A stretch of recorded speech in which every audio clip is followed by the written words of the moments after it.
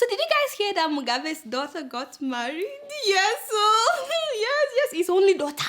The one that is well behaved among his children. Yes, I'm sorry, but Mugabe himself says it. It's not. I'm not the only one that knows now. Everybody knows in Zimbabwe. You know that her two younger brothers are always in trouble. And this one, the youngest one, he's always spending all his time on what do they call it? Computer games. You know, video games. Even his mother said it, and everybody in Zimbabwe knows that. And the others say, this one, you know, trouble. Too much trouble. He's always partying. Remember when he commanded a whole plane just to go and party with his friends in South Africa? I said, hey, Mugabe doesn't hide it now that those boys are trouble, but he's so proud of the girl whom he has described as reserved, disciplined, and studious. She has a first degree in business administration and accounting, and she graduated with honors from the City University of Hong Kong, and she got her master's degree in banking and finance from the Management Development Institute of Singapore.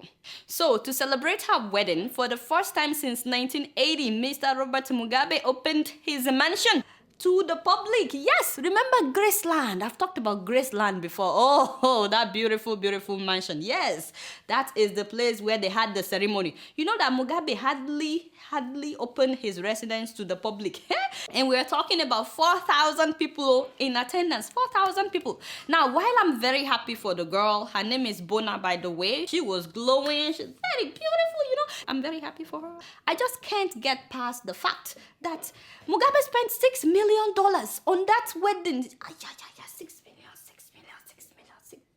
Why does anybody need $6 million for a wedding in Africa? No, seriously. In a country that is in the middle of an economic crisis and cash squeeze. Do you know that there are people in Zimbabwe who have not been paid in like 8 months?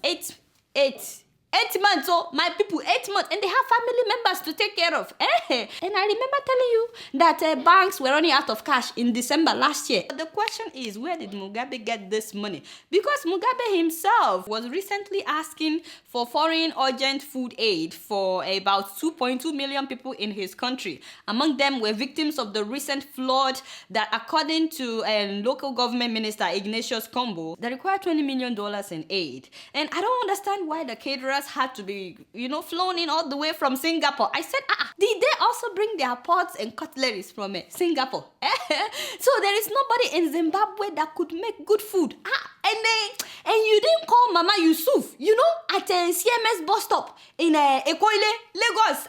That woman is very good. Anything you want, fufu, ogbonna soup, usewu, anything you want, and she would make good food for the 4,000 guests with maybe, 2 million naira. That is about $12,000. Even that is too much. This woman is very good. I don't know why they didn't call Mama Yusuf. Next time, Mugabe, let me hook you up. And you will spend less. By the way, Kolido was telling me about the husband, the groom.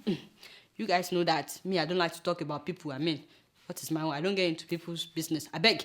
But he was telling me that guy is not really a pilot, as he claimed. I said, hey, wait till be your own. Kolido, only you. The guy said he works for Emirates Airline and Qatar Airline, but no one knows him there. That is the problem. I don't like to talk about other people's relationships. I beg, that is not me.